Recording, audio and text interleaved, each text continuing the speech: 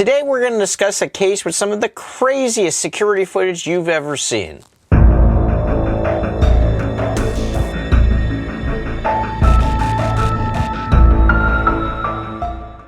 Today we're going to discuss a very well-known disappearance case. That's the disappearance of Jennifer Kesse. Jennifer was 24 years old when she disappeared in 2006. She was just beginning her adult life. She graduated from college with a degree in finance. Westgate Resort was her employer, and she was doing very good at her job. She had actually been promoted a couple of times, and she had actually just purchased a condo. So this is someone who's, at the age of 24, already moving up in the corporate world, completed college. She had a boyfriend, Rob Allen. They had just gone on a trip to St. Croix right before her disappearance. And life was really looking good for her. She had money, a career, a boyfriend, a family that loved her. She really did not appear to have any problems. Till the events of Monday, January 23rd of 2006. What we know about that day for sure is that she began the day at her boyfriend Rob's house. He lived about 2 hours away from Orlando, Florida. And she drove from her boyfriend's house to her job at Westgate Resort on that Monday. She went to her job, everything was fine. Then at night, around 10 p.m., we know her and Rob talked on the phone. It's reported they had some kind of argument. The next day, Tuesday, January 24th of 2006, Jennifer did not come to work. The management at her employer was obviously very concerned because this was so uncharacteristic of her. She was not the person to no call, no show. And they called her parents.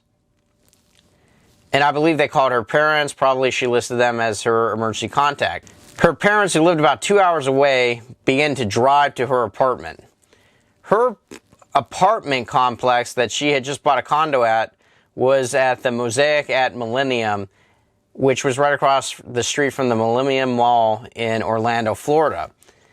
This was a apartment complex. It appeared to be 3-4 story apartments. It looked fairly nice. About half of the apartment complex was under renovation as they were transitioning it to make condos. But when the Kesses arrived, they could not find Jennifer. They had no idea where she was. The employer didn't know. Also, Rob got involved. He was trying to locate her. And no one knew where she was. Within hours of her work calling her family, the police were notified, and just hours after her disappearance was first noticed at her job, you had several people already looking for her, camping out, passing out flyers, trying to track down people who could find out what happened to Jennifer.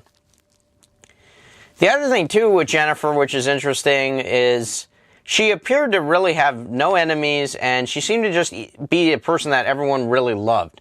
Even though it appeared that she had like a lot of great things going on with her in her life, she was very attractive, she seemed to be doing well financially.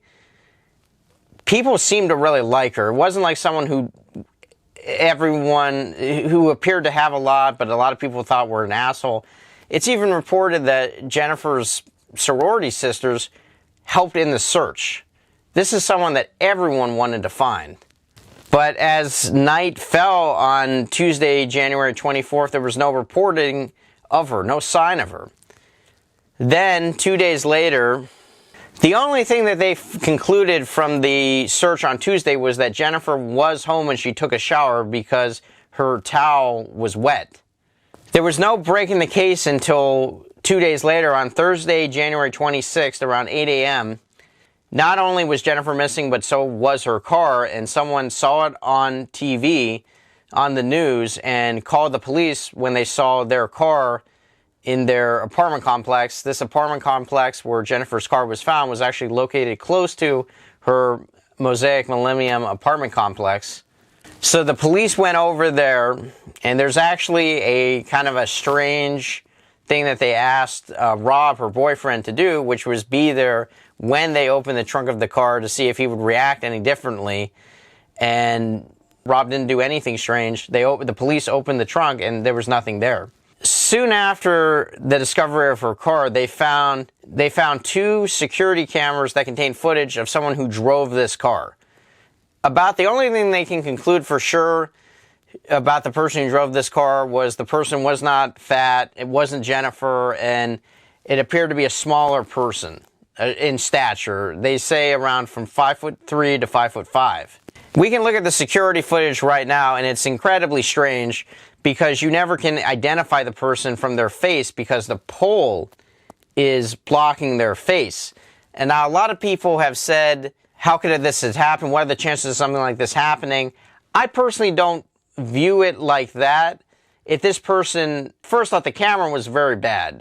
This was probably taking a photo maybe every second, which is not a lot. Typically, you're recording essentially 30 frames per second on most cameras. So this was probably taking a snapshot every second. And this is how the person was never able to be identified because it's too long between the snaps.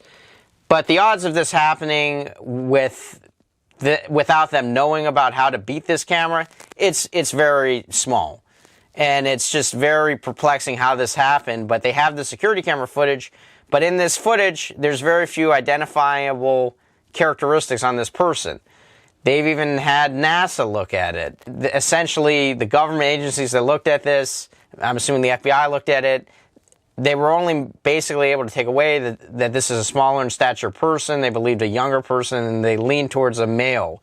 And that was essentially the main clue in this case. And as we fast forward to 2022, there's been not a lot of other breaks in this case. No one has been able to identify the person in the security camera footage. No large essential clues have been found. What makes this case a lot different than a lot of other cases is the Kesse family has actually sued the Orlando Police Department to gain control of all the case files. The Kesse family, Jennifer's brother, mother, father have been very critical of the Orlando Police Department. It's been reported the Orlando Police Department did not take the case super seriously. They believe she just ran away, had a fight with her boyfriend, and she would come back. They didn't really believe that foul play was involved. At least that's what is reported. It's also been reported that as far as record keeping, they were kind of behind. Another thing that came up was they said that the detectives on the case were retiring soon and they had just essentially checked out.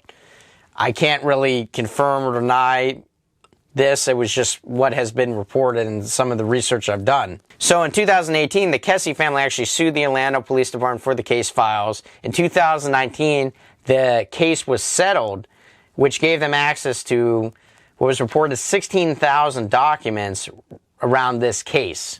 So they have the case files now, but what's difficult is the Orlando Police Department is no longer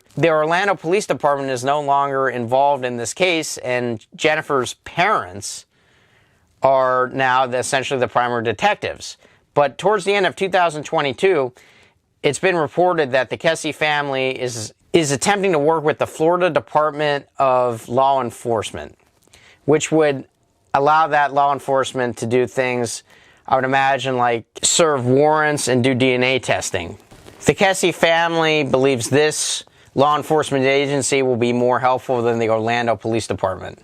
There's been a couple of main theories that have been broadcast along the airwaves, along the internet. One was Jennifer's coworker. Jennifer had supposedly worked with this individual that asked her out and did kind of strange things and maybe did slightly inappropriate things at her job. But there was never really any kind of major evidence pointing him in that direction that he could have actually abducted and possibly killed Jennifer. So I don't buy too much stake into that theory. Another theory was Rob, her boyfriend. Generally, the main suspect is the significant other of the person who disappeared or was murdered. But Rob had a pretty good alibi, and he has really put himself out there and trying to get Jennifer's case known. He's been in some of the TV shows, just like her parents have, of trying to find a resolution to this case and bring Jennifer home. So I don't think her boyfriend did it. I believe the most likely theory is one of the construction workers at her apartment complex abducted her and probably killed her. I believe one of the construction workers abducted her and killed her, probably to fulfill some kind of sexual motive. There was, like I said earlier, there was a lot of construction workers at this particular condominium complex, and it's been reported that many of them were undocumented. And that's a big issue right off the bat. These people are not tracked. They may not even know their real names. And that makes this case much harder to solve. The person did this is now in Central America, Mexico. The police department, Orlando Police Department, is going to have a lot harder time finding this person and bringing this person to justice. And it's much easier to hide outside of the country.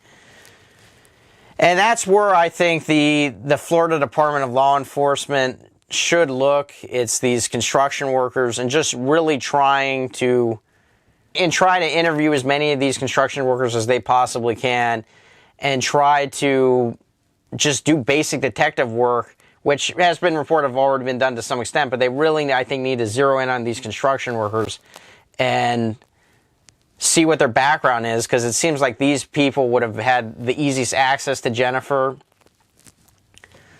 to abduct her. It's believed that Jennifer was abducted Tuesday morning when she was going to work.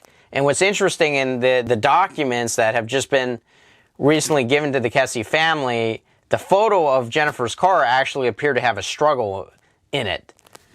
It appears that someone actually was pushed on the car or pressed on the hood of the car, which would add probably to a construction worker did that to her when she was going to work at her condominium complex.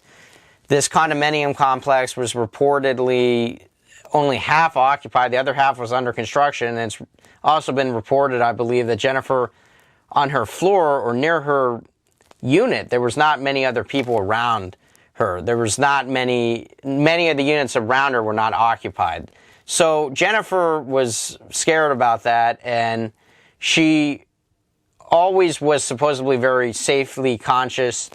She even reportedly, when the construction workers would come into her unit, she called her parents and left the door open.